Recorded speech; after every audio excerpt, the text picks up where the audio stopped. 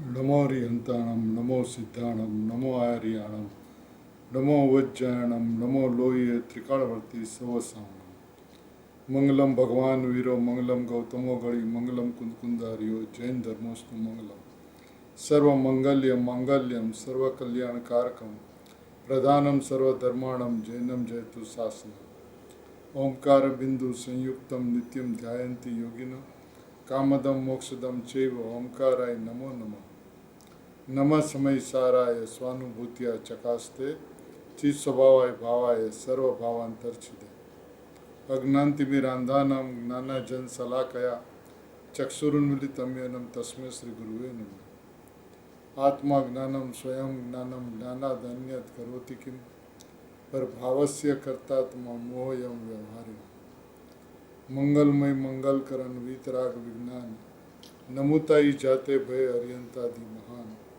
ओम नमः सिद्धेभ्य नमः सिद्धेभ्य नमः सिद्धेभ्य મહાવીર પરમાત્માના શાસનમાં કુંદકુંદ આચાર્ય ભગવાનની આમનાઈમાં અમૃતચંદ્ર આચાર્ય ભગવાનની પરંપરામાં પરમ કૃપાળુ પૂજ્ય ગુરુદેવ શ્રીના મંગલ પ્રતાપે શાસન ધોરી પૂજ્ય ગુરુદેવ શ્રીના પ્રતાપે ભગવતી માતા પૂજ્ય બેન શ્રી ચંપાબેનની આપણા ઉપર અનંત અનંત ઉપકાર છે.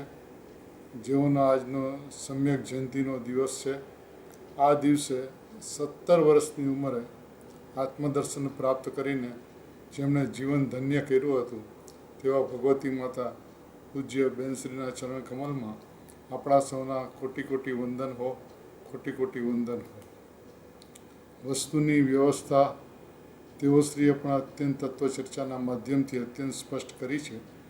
એ તત્વચર્ચાનો જો વિચાર કરવામાં આવે તો વસ્તુ ખૂબ જ સુંદર, અદ્ભુત, અત્યંત સરળ અને સુગમ છે.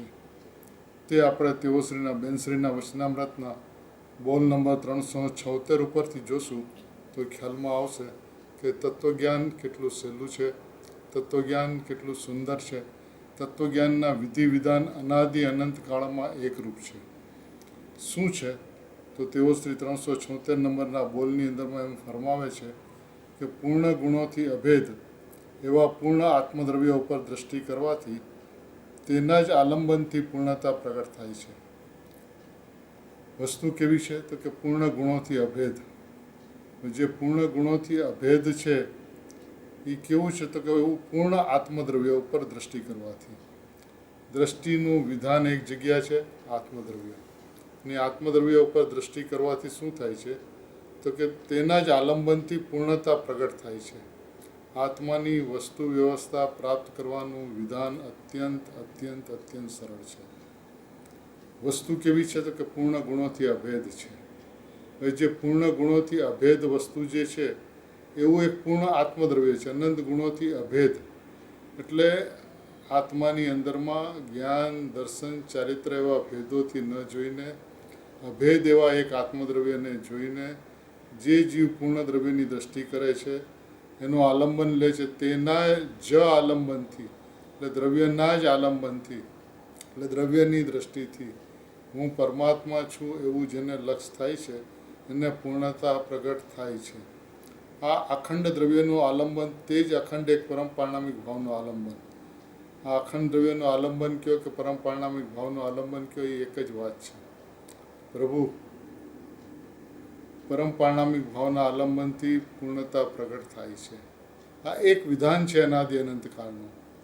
સ્વાનુભૂતિ દર્શનની અંદરમાં 228 નંબરના બોલમાં તેઓ શ્રી કહે છે કે અનાદિ અનંત કાળની અંદરમાં નિશ્ચયના આલંબનથી સમ્યક દર્શન થાય છે. વ્યવહારના આલંબનથી આત્માની અનુભૂતિ કોઈ દિવસ થતી નથી.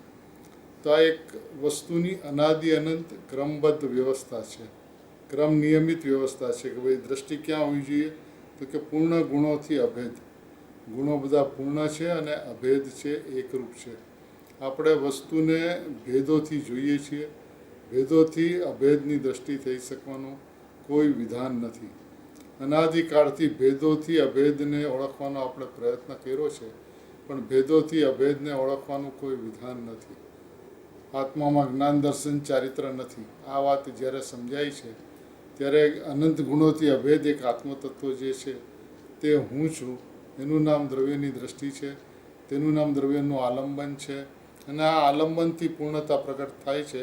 એની જ્ઞાની ધર્માત્માઓ કોલ કરાર કરીને, પોકાર કરીને, ગેરંટી આપીને નક્કી કરાવે છે કે ભાઈ તું પૂર્ણ દ્રવ્યની દ્રષ્ટિ કર. અને આ અખંડ દ્રવ્યનું આલંબન છે તે જ અખંડ એક પરમ પારણામિક ભાવનું આલંબન છે. જ્ઞાનીને તે આલંબનથી પ્રગટ થતી ઔપસમિક સાહેબસમિક એક સાહિક ભાવરૂપ પર્યાયનું વ્યક્ત થતી વિભૂતિઓનું વેદન હોય છે, પણ તેનું આલંબન હોતું નથી. જ્યારે દ્રવ્યનું લક્ષ કરે છે ત્યારે ઔપસમિક સાહેબસમિક કે સાહિક ભાવની પર્યાય જે ઉત્પન્ન થાય છે એને આત્માની જે અનુભૂતિ છે, વૈભવ જે છે એનું વેદન હોય છે, પણ તેનું આલંબન હોતું નથી. તેના ઉપર જોર હોતું નથી. જોર તો સદાય અખંડ શુદ્ધ દ્રવ્ય પર જ હોય છે. આ એક અનાદિ અનંત અકાટ્ય અબાધિત સિદ્ધાંત છે કે આલંબન દ્રવ્યનું અને વેદન પર્યાયનું. પર્યાયનું આલંબન ન હોય અને દ્રવ્યનું વેદન ન હોય. દ્રવ્યનું આલંબન હોય અને પર્યાયનું વેદન હોય. દ્રષ્ટિ દ્રવ્ય ઉપર હોય અને અનુભૂતિ પર્યાયમાં હોય. આ એક વ્યવસ્થાને જો સમજવામાં આવે તો જોર ક્યાં દેવું, દ્રવ્ય ઉપર કે પર્યાય ઉપર? તો કે છે શુદ્ધ દ્રવ્ય પર જ હોય છે. જોર તો સદાય અખંડ શુદ્ધ દ્રવ્ય પર હોય છે. એમ નહીં, અખંડ શુદ્ધ દ્રવ્ય પર જ હોય છે.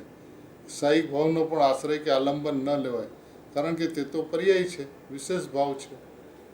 પર્યાયનું આલંબન ક્યારે પણ લેવાતું નથી. સાહિક ભાવની પર્યાયનું પણ આલંબન નહીં. આલંબન ત્રિકાળી ધ્રુવ પરમાત્મા. આ વાત જીવને અનાદિકાળથી સમજાણી નથી, એટલે એની અપેક્ષા રહી છે પર્યાયની અંદરમાં કાંઈ ને કાંઈ પ્રગટ કરવાની. કાંઈ નહીં તો સમ્યક દર્શન, કાંઈ નહીં તો મોક્ષ માર્ગ, કાંઈ નહીં તો કેવળ જ્ઞાન. કેવળ જ્ઞાનનો આશ્રય પણ લેવા યોગ્ય નથી, કારણ કે કેવળ જ્ઞાન પણ એક સમયની પર્યાય છે.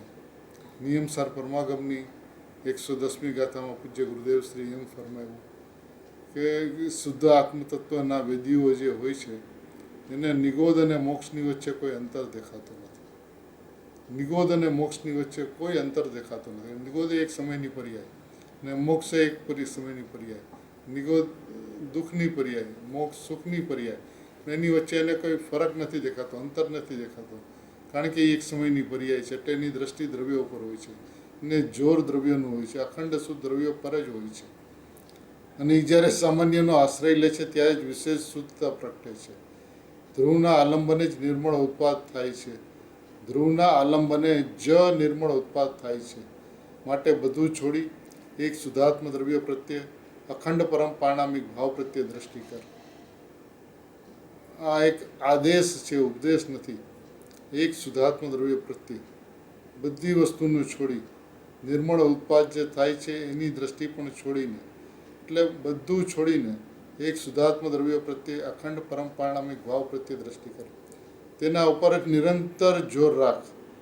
તેના જ તરફ ઉપયોગ વળે તેમ કર. હવે એ કેવી રીતે વળે ઉપયોગ? કે તું શુદ્ધાત્મ તત્વને જો, પ્રભુ પરમાત્મા તત્વને જો, પરમ પારણામિક ભાવને જો. હવે 17 વર્ષની બાળ વયે જે આત્મદર્શન પ્રાપ્ત કરી શકાય એ કેટલું સહેલું હશે? ત્યારે એમની પાસે કોઈ શાસ્ત્રો નહોતા. શાસ્ત્રોની અંદરમાં શ્રીમદ રાજચંદ્ર અને 12મા ગુરુદેવનો ઉપદેશ. પણ એની અંદરમાં એમણે મૂળ તત્વને પકડ્યું. મૂળ તત્વને પકડીને જ્ઞાયક તે હું છું, જાનનહાર તે હું છું એવું પકડ્યું ને આત્માની અનુભૂતિ થઈ ગઈ. અનુભૂતિ એક વાત સમજવા જેવી છે કે 3 કાળના વિષય ક્યારે પણ કઠિન નથી હોતી. અનુભૂતિનો વિષય ભગવાન આત્મા છે એવું જ્યારે સમજાય છે ત્યારે દ્રષ્ટિ દ્રવ્ય ઉપર જાય છે. હંમેશા જોર દ્રવ્યનું હોય છે, જ્ઞાન દ્રવ્ય પર્યાયનું હોય છે, ભાન દ્રવ્યનું હોય છે, શ્રદ્ધાન દ્રવ્યનું હોય છે અને જ્ઞાન દ્રવ્ય પર્યાયનું હોય છે. આ વિધાન પ્રભુ અત્યંત સરળ છે. આ વિધાન જ્યારે પણ સમજાય છે ત્યારે આત્માની અનુભૂતિ સહજ માત્રની અંદરમાં થઈ જાય છે. પ્રભુ આ વસ્તુની વ્યવસ્થા અત્યંત સરળ, અત્યંત સુગમ, અત્યંત સ્વાભાવિક છે. અને આ વાત જ્યારે સમજાય છે ત્યારે દ્રવ્યનું આલંબન આવે છે. એટલે કે હું ધ્રુવ છું, હું દ્રવ્ય છું એવો વિશ્વાસ આવે છે. અને એવો વિશ્વાસ આવતા નિર્મળ ઉત્પાદ થાય છે.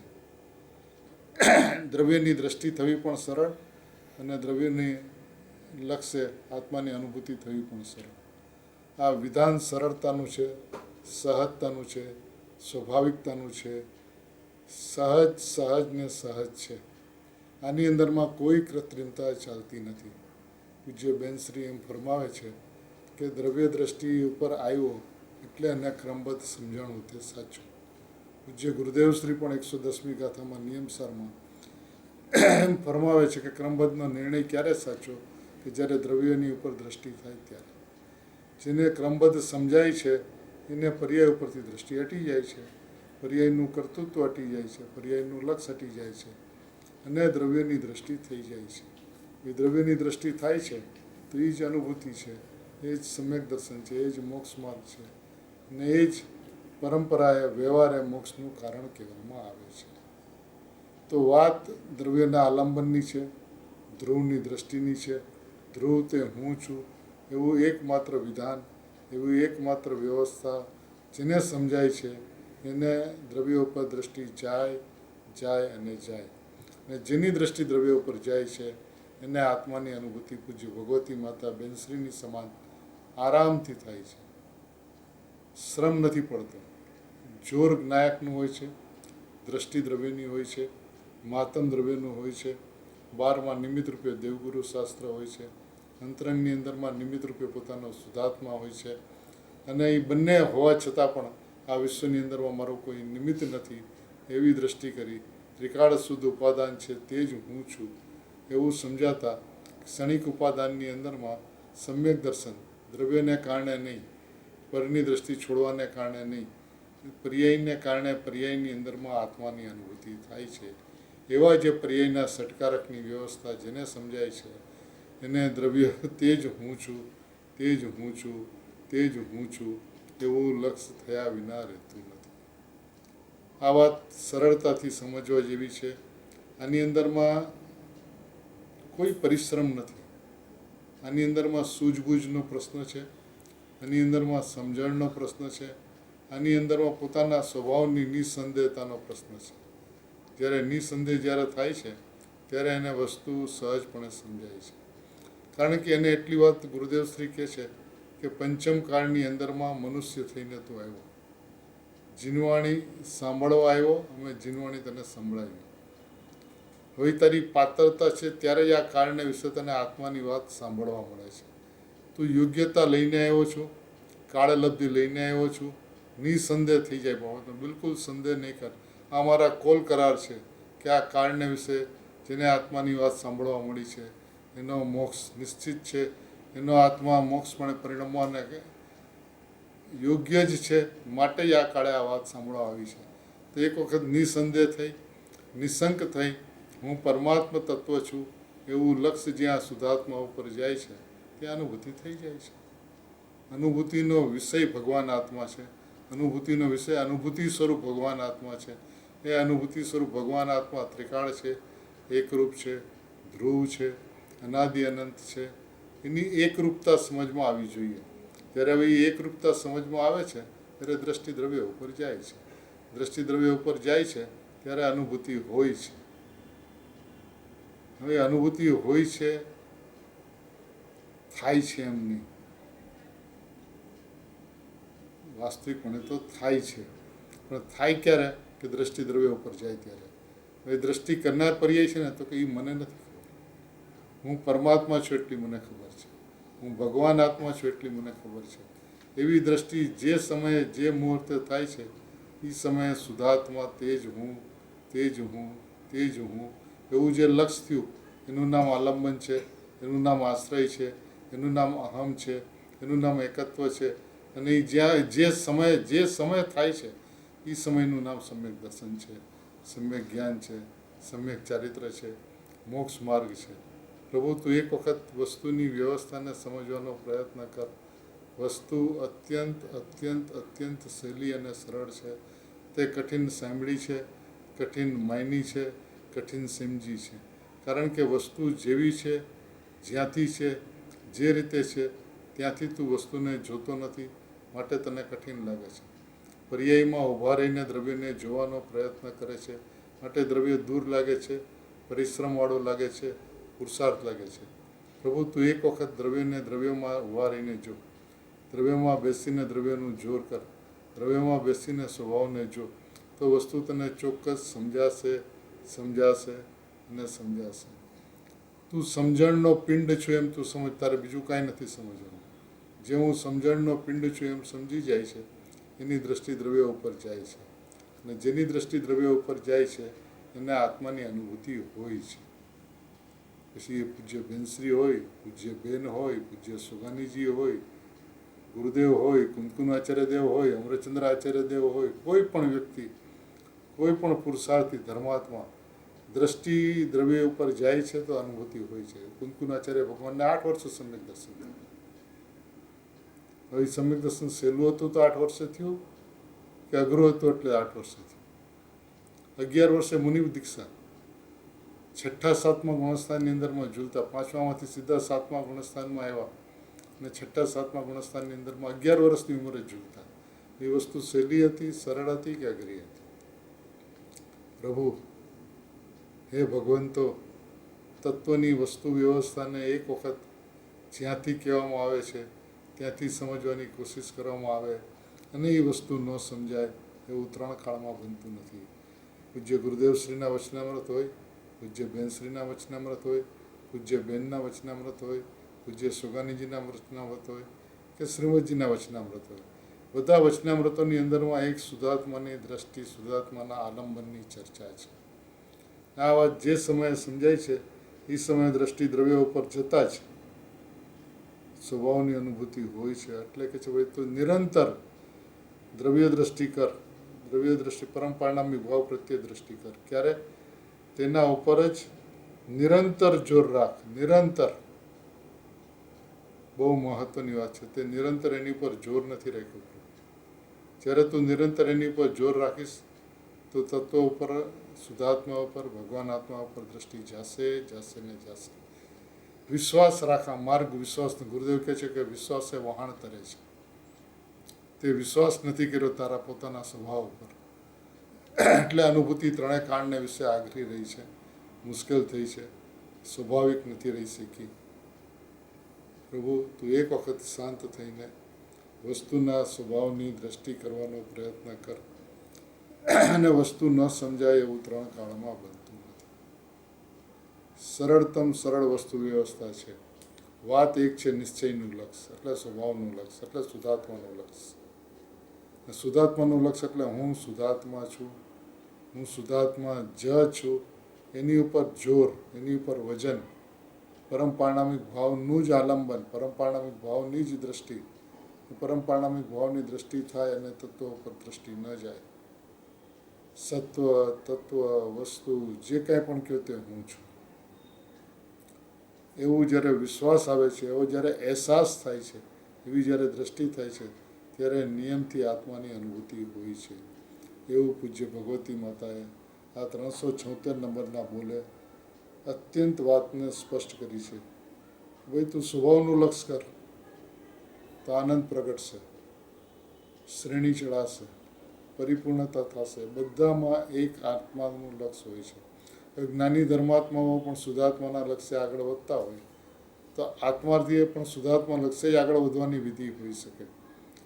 જ્ઞાની ધર્માત્મા શુદ્ધાત્માના લક્ષ્ય આગળ વધે અને આત્માર્થી પર્યાયના લક્ષ્ય આગળ વધે એવું 3 કાળમાં બનતું નથી. 3 કાળની અંદરમાં આત્માર્થી પર્યાયની અંદરમાં કંઈ પ્રગટ કરવાના અભિપ્રાય સંસારમાં રખડે છે. અનાદિકાળની અંદરમાં એક વસ્તુ એમણે કોઈ દિવસ પકડાણી નથી, એ નિશ્ચય સ્વભાવ ક્યારે પણ એને લક્ષમાં આવ્યો નથી. નિશ્ચય સ્વભાવ લક્ષમાં નથી આવ્યો એનું કારણ જો વિચારવામાં આવે તો એટલું જ છે કે એને વ્યવહાર કરતાં કરતાં નિશ્ચય થઈ જાય, સ્વાધ્યાય કરતાં કરતાં આત્મા પકડાય, ગુણભેદથી અભેદ પકડાય, વિકલ્પથી નિર્વિકલ્પ થવાય, ચિંતન મનન ગોલન અધ્યયનથી આત્મા પકડાય. એવી ભ્રાંતિ અનાદિકાળથી રહી છે.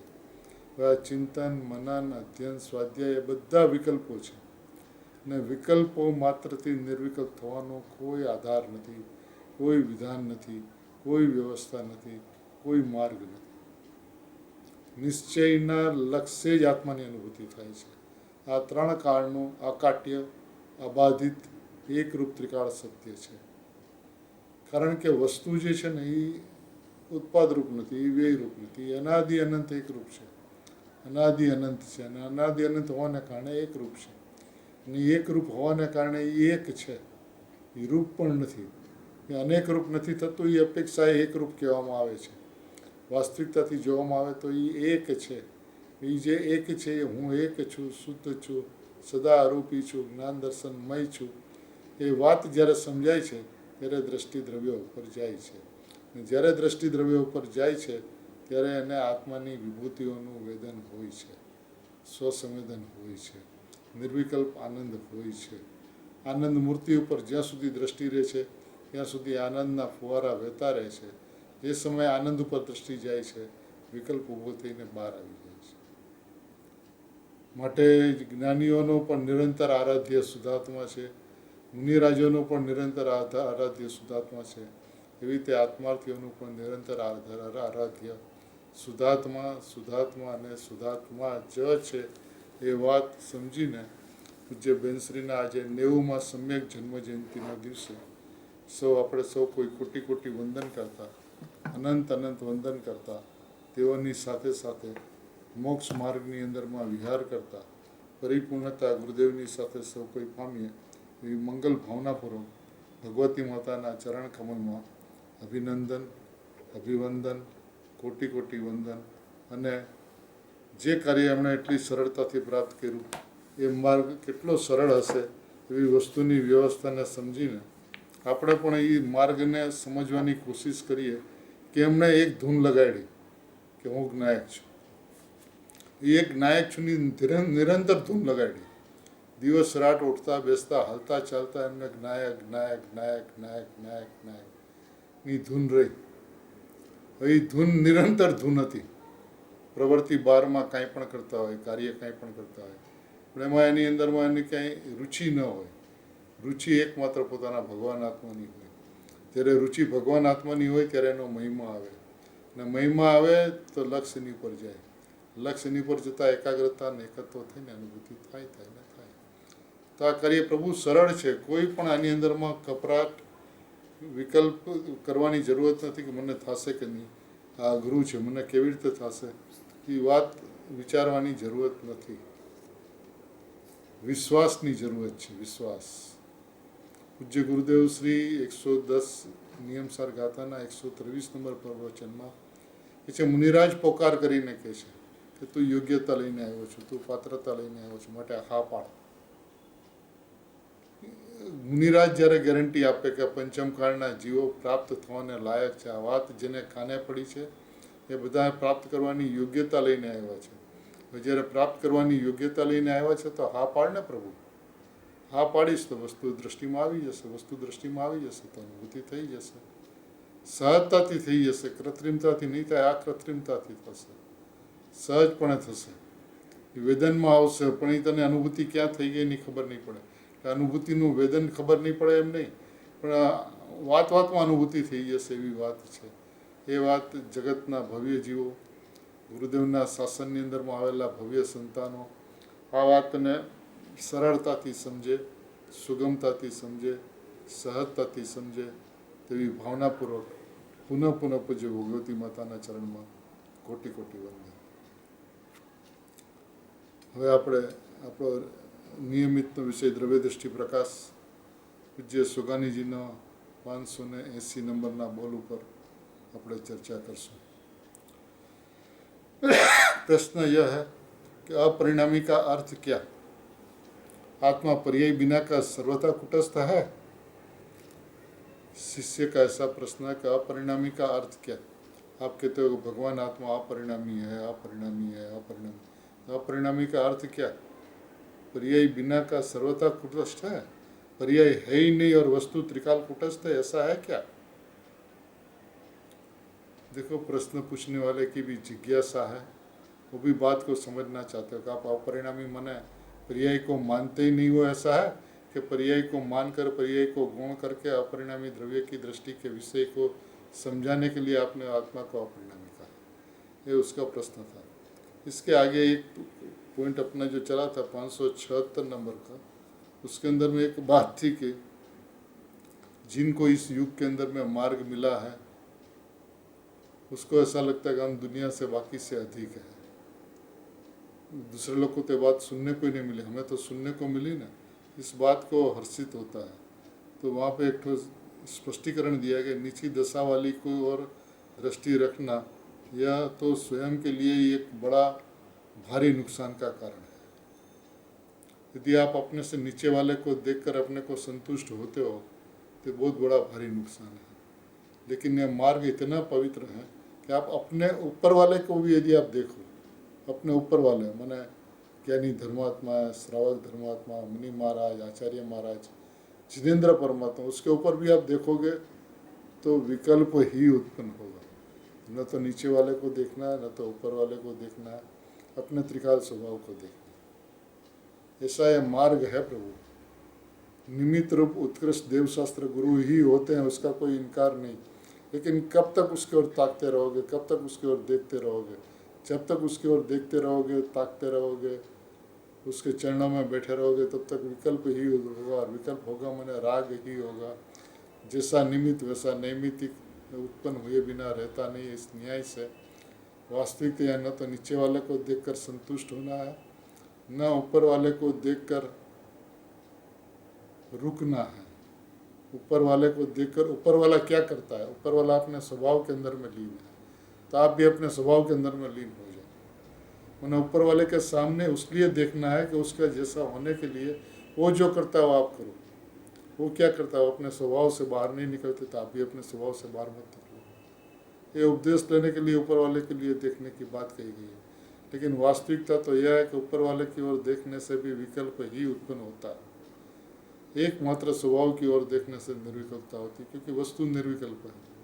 निर्विकल्प वस्तु की ओर ताकते ही निर्विकल्पता सहज मात्रा में उत्पन्न होती है। ये सिद्धांत समझने योग्य है। केवल केवल केवल मैं ही मैं हूँ, मैं हूँ, मैं हूँ के अलावा और कुछ अंतरंग के अंदर में गुंजायमान होना नहीं चाहिए।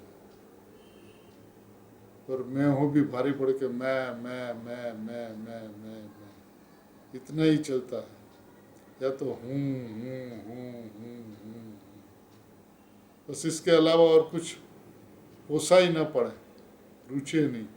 स्वभाव की इतनी उग्रता हो, इतनी महिमा हो कि इसके अलावा कुछ अच्छा ही ना लगे। तो देखिए अभी यहाँ पे सुगन साहब उत्तर देते हैं, अपरिणामी अर्थान द्रव्यों में पर्याय सर्वथा नहीं है, ऐसा नहीं है। क्योंकि कोई द्रव्यों में पर्याय ही सर्वथा नहीं है ऐसा मान ले तो वेदांती हो जाएगा। तो जैन धर्म वेदांती नहीं है, जैन धर्म है। जब पूरी वस्तु की बात की जाती है, प्रमाण की बात की जाती है, तो गुण पर्याय व द्रव्यम की चर्चा होती है। उत्पाद व ध्रुव युक्तम सत की होती है। द्रव्य गुण पर्याय को लेकर पूरी वस्तु की चर्चा होती है। लेकिन यह प्रमाण की चर्चा है, वस्तु का प्रमाण स्वरूप बताने की चर्चा है। लेकिन वस्तु का प्रमाण स्वरूप समझने मात्र से काम नहीं होता। प्रमाण वस्तु स्वरूप समझकर, जानकर, अन्य द्रव्यों से भिन्न होकर, प्रत्येक द्रव्य अपने द्रव्य गुण पर्याय संपन्न है, द्रव्य गुण पर्याय से समृद्ध है, ऐसा जानकर दूसरे द्रव्यों से दृष्टि हटाकर अपने द्रव्य गुण पर्याय स्वरूप प्रमाण स्वरूप वस्तु की मर्यादा में आकर फिर दृष्टि का विषय उसमें से निकालना, निश्चय का विषय निकालना। द्रव्य सौम्य और पर्याय सौम्य नहीं। तो देखिए क्या कहते सुगन साहब, लेकिन पलटनशील परिणाम स्वभावी पर्याय को गौण करके, पर्याय कैसी है? पलटनशील। ऐसी पर्याय को गौण करके, उसका अभाव करके नहीं, क्योंकि पर्याय का अभाव किया नहीं जा सकता। दृष्टि में पर्याय को गौण करके माने उसका लक्ष्य हटाकर, मैं वर्तमान में परिपूर्ण हूँ, अभेद हूँ, ऐसे ध्रुव द्रव्य, मैं वर्तमान में परिपूर्ण हूँ, अभेद हूँ, परिपूर्ण हूँ, अभेद हूँ, परिपूर्ण हूँ, अभेद हूँ। परिपूर्ण को परिपूर्णता की अपेक्षा नहीं होती, अभेद को भेदों की अपेक्षा नहीं होती। तो कोई प्रश्न पूछता, वस्तु तो भेदाभेद स्वरूप है ना प्रभु। प्रमाण वस्तु व्यवस्था जब बतलानी हो तब भेदाभेद की चर्चा होती है, द्रव्य पर्याय की चर्चा होती है, पूरी वस्तु की चर्चा होती है। लेकिन भेद ज्ञान का जो विधान, द्रव्य दृष्टि का विधान, द्रव्य का आलम्बन लेने का विधान, द्रव्य की नज़र करने का विधान, शुद्धात्म द्रव्य में मैं हूँ इसको समझने का विधान, निश्चय का विषय, ऐसा परम पारणामिक भाव वो मैं हूँ, ऐसी दृष्टि जब होती है तब द्रव्य के ऊपर दृष्टि रहती है। उसको ध्रुव द्रव्य कहो या ध्रुव पर्याय कहो। मैं वर्तमान में परिपूर्ण हूँ, अभेद हूँ, परिपूर्ण हूँ, अभेद हूँ, परिपूर्ण हूँ, अभेद हूँ। इस बात को आपको टंकोत्कीर्ण करना है। आज तक अनादिकाल से इस बात को उसने टंकोत्कीर्ण नहीं किया। अभेद हूँ तो उसके अंदर मेरे में कोई गुण भेद नहीं है। गुण भेद नहीं है माने ज्ञान, दर्शन, चारित्र, सुख, वीर्य, प्रभुत्व, चित्ती, दर्शी, प्रकाश, तो ऐसी कोई शक्ति का विभाग भेद मेरे अभेद स्वभाव के अंदर में नहीं है। आज तक वस्तु को अभेद भाव से नहीं देखा, ध्रुव भाव से नहीं देखा। वर्तमान में परिपूर्ण, देखिए द्रव्य की दृष्टि करके सम्यक दर्शन होकर श्रेणी चढ़कर परिपूर्णता को प्राप्त होगा तब परिपूर्ण होगा, ऐसा नहीं। मैं वर्तमान में परिपूर्ण हूँ, अभी इस वक्त परिपूर्ण हूँ। अभी जो इस वक्त परिपूर्ण है उसको कौन सा चाहिए, कौन सा न्याय चाहिए, कौन सा नहीं चाहिए, कौन सी विविक्षा चाहिए, कौन सी अपेक्षा चाहिए। निरपेक्षपने वर्तमान में परिपूर्ण हूँ, निरपेक्षपने स्वभाव से परिपूर्ण हूँ, अनादि अनंत परिपूर्ण हूँ, त्रिकाल परिपूर्ण हूँ। ऐसा भगवान आत्मा वो मैं हूँ, मैं हूँ, मैं हूँ, मैं। प्रभु समझने वाली बात है। आज तक इस बात को नहीं समझा। मैं परिपूर्ण कहा, उसका भी यदि उद्देश्य देखा जाए तो अनादिकाल से तो परिपूर्ण के लक्ष्य से सम्यक दर्शन होता है।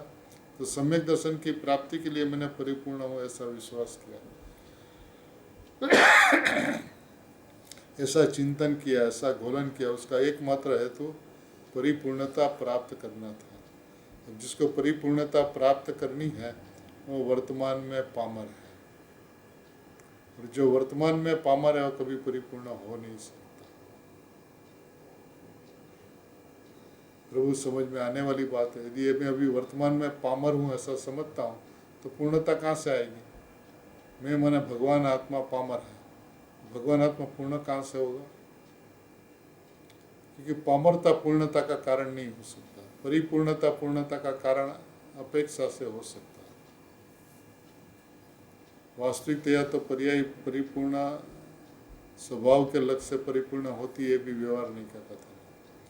पर्याय से पूर्ण होती है, उसका उतना सामर्थ्य है, शक्ति है, ताकत है, वैभवशाली है, तो अपने से अपने में परिपूर्णता को प्राप्त करती है।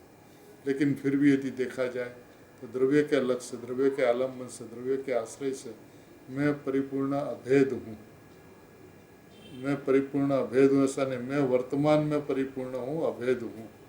ऐसे ध्रुव द्रव्य और ध्रुव पर्याय को, जिसको कि नियम सार में कारण सुख पर्याय कहा है, उसको लक्ष्यगत करने पर सम्यक दर्शन की प्राप्ति होती है। ये सम्यक दर्शन की प्राप्ति का विधान क्या है। मैं वर्तमान में परिपूर्ण अभेद हूँ, इसी दृष्टि होने पर, ऐसा भगवान आत्मा लक्ष्यगत होने पर, ऐसा ध्रुव द्रव्य लक्ष्यगत होने पर, ऐसी ध्रुव पर्याय माने अनंत गुणों का वर्तमान, ऐसा जो कारण शुद्ध पर्याय जो है वो लक्ष्यगत होने पर सम्यक दर्शन की प्राप्ति होती है। ये विधान प्रभु बहुत सरल है। सम्यक दर्शन की प्राप्ति का एक विधान, मैं वर्तमान में परिपूर्ण अभेद हूँ। अब जिसको ये बात समझ में आती है तो मैं माने मैं वर्तमान में माने प्रेजेंट में, अभी इस वक्त इस पर्याय में भी यदि देखा जाए तो परिपूर्ण माने 100% हूँ, अभेद हूँ। गुणों के भेद मेरे में नहीं है। मैंने अनंत गुणों का भेद रूप अभेद में नहीं हूँ। स्वाभाविक अभेद हूँ, अनादि अनंत अभेद हूँ, एक रूप अभेद हूँ। एक रूप वस्तु है पूरी, और अनादि अनंत अभेद है एक रूप, उसके अंदर में कोई भेद नहीं है। मैं वर्तमान में परिपूर्ण अभेद हूँ। मैं वर्तमान में परिपूर्ण हूँ, अभेद हूँ। जिसको कि नियम सार में कारण सूत्र पर्याय कहा, उसको लक्ष्यगत करने पर, किसको लक्ष्यगत करने पर? ध्रुव द्रव्य को लक्ष्यगत करने पर, या कि ध्रुव पर्याय यानी कारण सूत्र पर्याय को लक्ष्यगत करने पर कार्य होता ही होता है, ऐसा नियम है प्रभु। इस नियम को कोई काट नहीं सकता, इस नियम को कोई बदल नहीं सकता। पलटनशील पर्याय को आपको गौण करना है, दृष्टि में से उसको हटाना है। कहाँ तक हटाना है कि पर्याय परद्रव्य है वहाँ तक उसको ले चलना है, तो उसके ऊपर से मिठास हट जाएगी, ममत्व हट जाएगा, दृष्टि हट जाएगी, लक्ष्य द्रव्य पर आ जाएगा, और द्रव्य पर आते ही सम्यक दर्शन होता है। ये सहज में होने वाली व्यवस्था है। सम्यक दर्शन को प्राप्त नहीं करना है। देखिए क्या कहा, लक्ष्यगत करने पर सम्यक दर्शन की प्राप्ति होती है। ये होने वाली व्यवस्था है, करने वाली व्यवस्था नहीं। होना स्वाभाविक होता है, होना सहज होता है, होना अपने आप होता है, होना क्रमबद्ध होता है, होना क्रम नियमित होता है, होना अपनी योग्यता से होता है।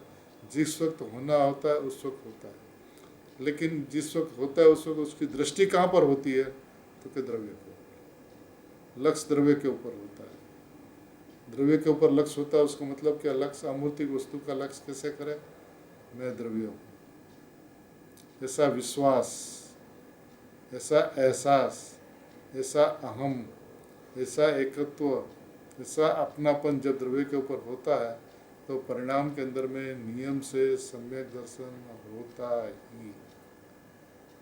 ऐसा पद्म ब्रह्म धरिदेव भावी तीर्थादिनाथ, ऐसा गुरुदेव भावी तीर्थादिनाथ फरमाते हैं नियम सार परमागम की 110वीं गाथा के अंदर में कि हम पुकार पुकार कर कहते हैं तू विश्वास कर इस बात का कि तू परिपूर्ण परमात्मा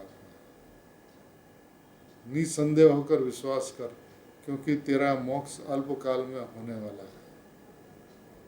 मुनिराज कहते हैं जिसको सत्य बोलने की प्रतिज्ञा है, झूठ नहीं बोलने की जिसको प्रतिज्ञा है, इससे महामुनिराज पद्म प्रमोद धारीदेव अपने ज्ञान के अंदर में देख लेते हैं कि भावी जीवों की भवितव्यता कैसी है।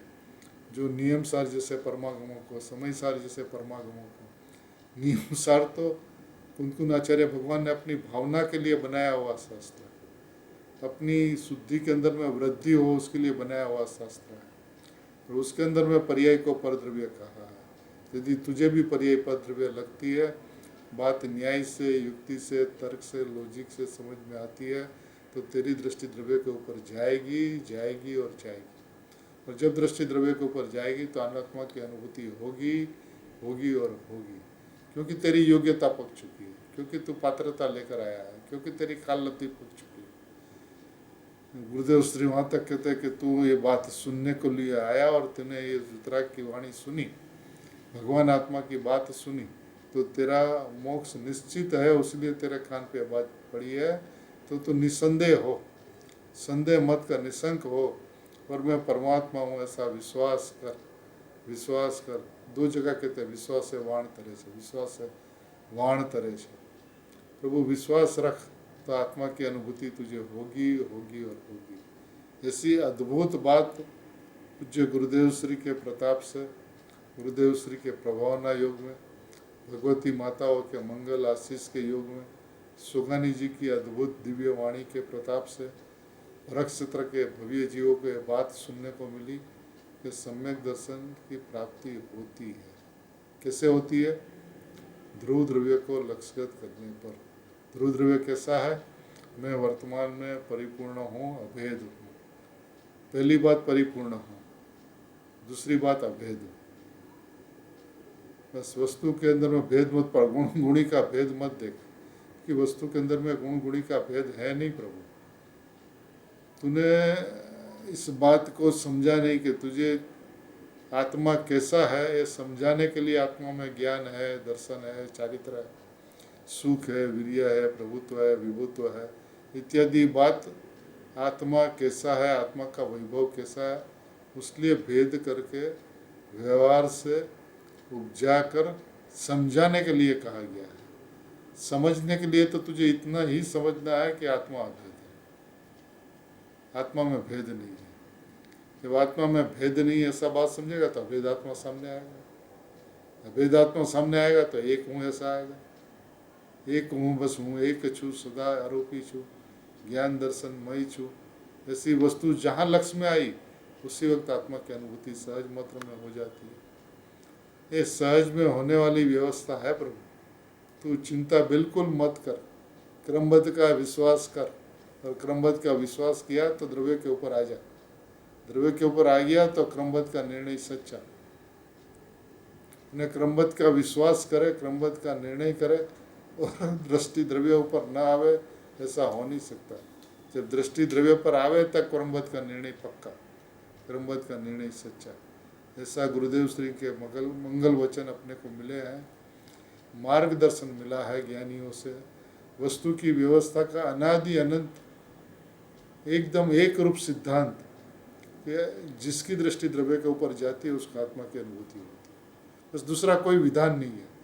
मैं वर्तमान में परिपूर्ण हूँ, मैं अभेद हूँ, ये दृष्टि जहाँ पर हुई तो भेदों से दृष्टि हट गई, परिपूर्ण को देखा तो अपूर्णता की दृष्टि हट गई, अपूर्णता से पूर्णता के अंदर में तरफ आगे बढ़ते हुए शुद्धि की वृद्धि करते हुए पूर्णता को प्राप्त करने के ऊपर भी दृष्टि नहीं जाती। शुद्ध पर्यायों के ऊपर तो दृष्टि नहीं जाती, लेकिन शुद्ध पर्यायों के ऊपर भी दृष्टि नहीं जाती। एक ज्ञायक के ऊपर दृष्टि रहती है, ज्ञायक सौम्य, ज्ञायक सौम्य, ज्ञायक सौम्य, ज्ञायक सौम्य।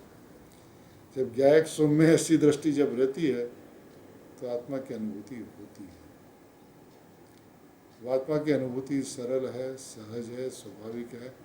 अनुभूति के पीछे नहीं पड़ना, अनुभूति स्वरूप भगवान आत्मा मैं हूँ ऐसा समझना, ऐसा जानना, ऐसा जानकर, ऐसा समझकर मैं वर्तमान में परिपूर्ण परमात्मा हूँ ऐसा लक्ष्य जहाँ होता है वहाँ पे आत्मा की अनुभूति अवश्य होती ही होती है। अनुभूति की अपेक्षा नहीं होती, अनुभूति स्वरूप भगवान आत्मा मैं हूँ उसका विश्वास होता है। ऐसा विश्वास सभी के अंतरंग में सहज मात्रा में हो, ऐसी मंगल भावनापूर्वक पुनः पूज्य भगवती माता के चरण कमल में कोटि कोटि वंदन करते हुए आज उनके इस महान दिवस पे, जहाँ से मोक्ष तरफ का प्रयाण शुरू हुआ था, इस मंगल दिन को भावभूर्य गुणानुवाद करते हुए, वंदन करते हुए, कोटिबद्ध होते हुए आपके साथ, ज्ञानी धर्मात्माओं के साथ, गुरुदेव भगवती माताओं के साथ इस मार्ग पर गमन करने की प्रतिज्ञा करते हुए हम सभी जीव शीघ्रातिशीघ्र परिपूर्णता को प्राप्त करें, ऐसी मंगल।